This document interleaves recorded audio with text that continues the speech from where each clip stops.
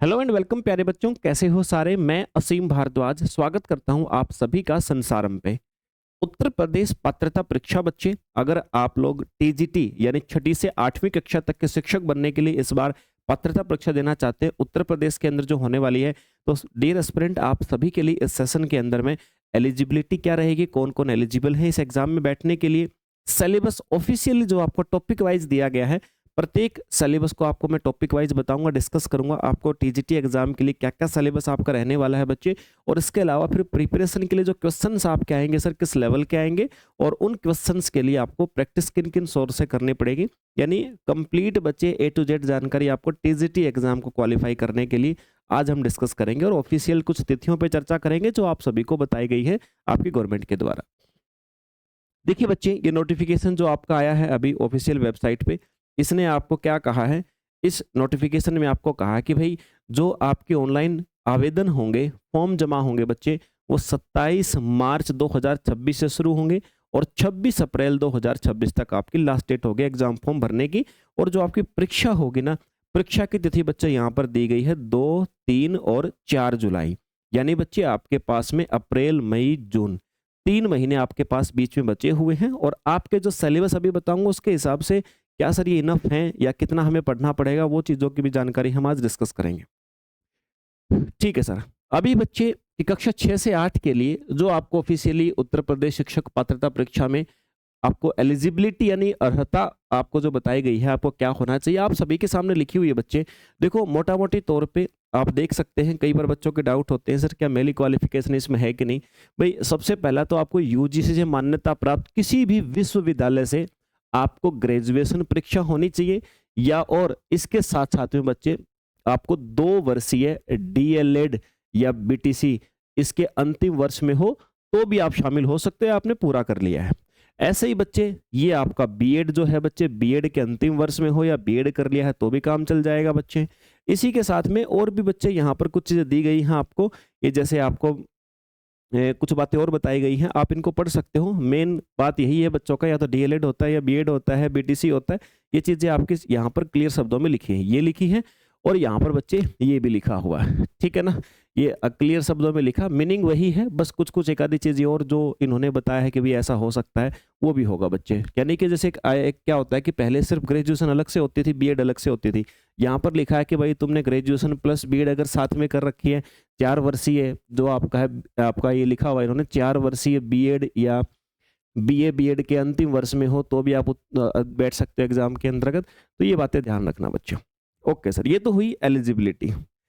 Main चीज आती है इसके बाद में, सर आपका सिलेबस क्या है। सिलेबस बच्चे देखिए 4 सेक्शन आपके एग्जाम में आपको देखने को मिलने वाले हैं। 4 सेक्शन में एक बच्चे बाल विकास और शिक्षण विधि आएगा बच्चे।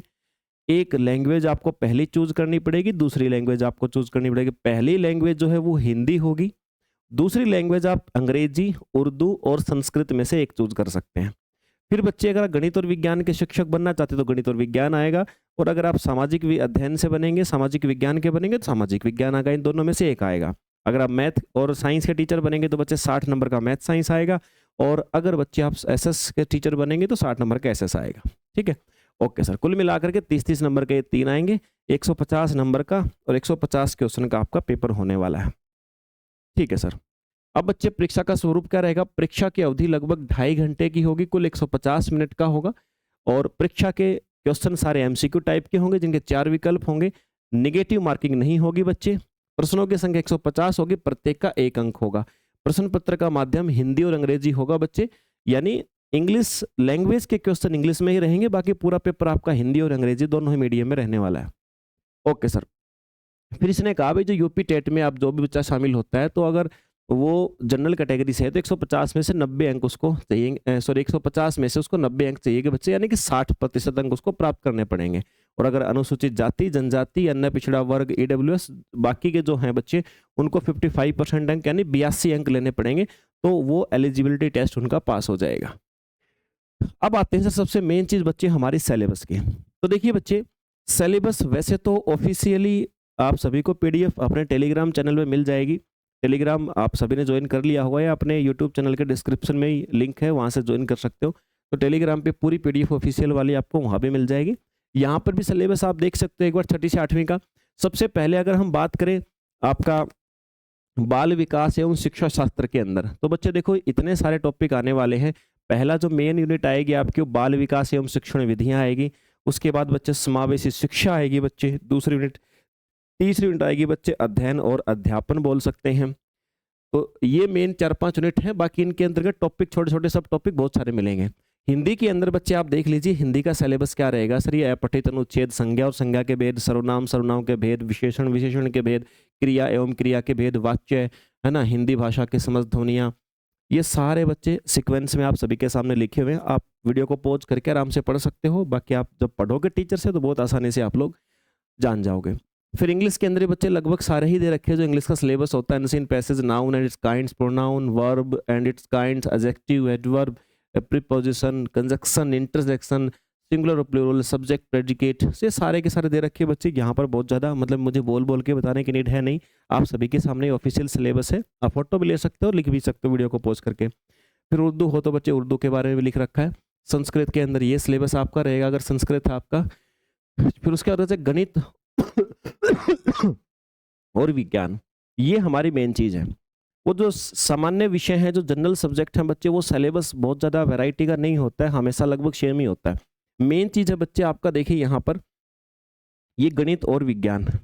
गणित और विज्ञान जिनको एग्जाम देना 60 नंबर का जो पूछा जाएगा, तो गणित में क्या क्या सिलेबस है बच्चे? प्राकृतिक संख्याएं, पूर्णांक एवं कोष्ठक, वर्गमूल, घनमूल, सर्वसम्मिकाएं, बीजगणित अवधारणा, बीजीय व्यंजकों का जोड़ घटा गुणा भाग, यानी अलजेब्रा आप जिसको बोलते हो, है ना।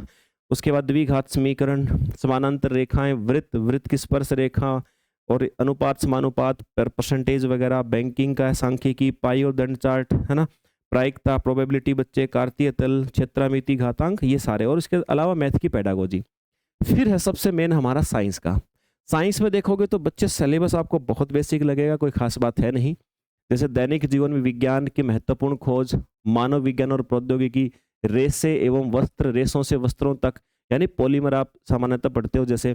फिर सजीव निर्जीव पदार्थ, जीव जगत, सजीवों का वर्गीकरण, जंतु एवं वनस्पति के आधार पर पौधों का क्लासिफिकेशन, जंतुओं का वर्गीकरण, जंतु की संरचना एवं कार्य, सूक्ष्म जीव और उनका वर्गीकरण, कोशिका से अंग तंत्र तक, किशोरावस्था, विकलांगता, भोजन, स्वास्थ्य, स्वच्छता, जंतुओं में पोषण, पौधों में पोषण जनन, लाभदायक पौधे, जीवों में श्वसन, मापन, विद्युत धारा, चुंबकत्व, गति बल एवं यंत्र, ऊर्जा, कंप्यूटर, ध्वनि, स्थिर विद्युत, प्रकाश एवं प्रकाश यंत्र, वायु, ओजोन परत, जल पदार्थ, आस पड़ोस में परिवर्तन, अम्ल, क्षार, लवण, उष्मा एवं ताप, मानव निर्मित वस्तुएं, खनिज एवं धातु, कार्बन और उसके यौगिक बच्चे। ठीक है। फिर उसके बाद में है कुछ पेडागोजिकल इशू। ये हमारा साइंस का सिलेबस है बच्चे। और इसके बाद फिर एसएस में देखोगे तो आप सिलेबस वाइज हिस्ट्री का, ये पॉलिटिकल साइंस का, ये ज्योग्राफी का, एनवायरनमेंट का, गृह विज्ञान, ये सारे सब्जेक्ट आपको संगीत तक दे रखे हैं। यहाँ पे लास्ट में उद्यान विज्ञान एवं फल संरक्षण, फिर कुछ पेडागोजिकल इशू हैं। तो कुल मिला के बच्चे ये सारा आपका सिलेबस है जो आप सभी के सामने लिखा, अलग अलग मैंने बता दिया। आप नोटिफिकेशन जानना तो पढ़ लीजिएगा, अदरवाइज आप जिस भी टीचर से प्रिपरेशन करोगे वहाँ पे आपको सिखाया जाएगा। जो बच्चे साइंस वाले हैं, साइंस विषय से, साइंस सब्जेक्ट से जिन भी एस्पिरेंट को प्रिपरेशन करनी है, तो उन बच्चों के लिए ये है बच्चे प्रिपरेशन करने के लिए सबसे शानदार चीज। टारगेट बैच है बच्चे, 3 महीने आपके पास हैं।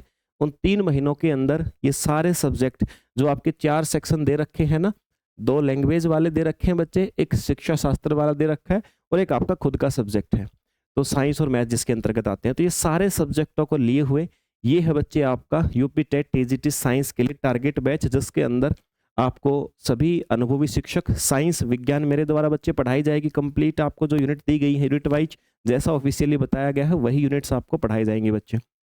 दूसरा मैथमेटिक्स आप पढ़ेंगे तो आप स्वयं जान जाएंगे बच्चे कि आपको अपने दिमाग पर जोर डालना ही नहीं पड़ेगा मैथमेटिक्स को समझने के लिए, इतना शानदार तरीके से आपके लिए होगा। और बाकी सब्जेक्टों में बहुत ज़्यादा हमें कुछ ऐसा हर्डल आती नहीं है, अगर हम थोड़ी भी मेहनत करते हैं बाकी कर लेते हैं। जैसे शिक्षा शास्त्र है बच्चे, शिक्षा शास्त्र कोई एक्चुअल में रटने वाला विषय ही नहीं है, वो तो टीचर बोलता जाए और आप लोग बस सीखते जाओ कि स्टोन में क्वेश्चन आते हैं। बातें मोस्टली आपको पहले से पता होती है अगर आप मैच्योर हो चुके हैं तो। ठीक है बच्चे। हिंदी इंग्लिश का है, हिंदी इंग्लिश के अंदर जनरल क्वेश्चन आते हैं, इतना हाई लेवल क्वेश्चन इसमें नहीं आते हैं बच्चे। ये जो यूपी टेट होता है और क्वेश्चंस का लेवल इसमें मैं आपको बता देता हूँ बहुत कॉम्प्लिकेटेड नहीं आता है। 3 महीने आपके लिए सफिशिएंट रहेंगे, आप कर सकते हैं। तो बच्चे करना क्या है आप सभी को, जो बच्चा चाहता है प्रिपरेशन करना, आप संसारम एप्लीकेशन प्ले स्टोर से डाउनलोड कीजिएगा और अपने प्रिपरेशन को बच्चे स्टार्ट कर सकते हैं। तो ये थी जानकारी बच्चे आप सभी के लिए। मिलते हैं इसके बाद में नेक्स्ट सेशन के अंदर। जय हिंद भाई।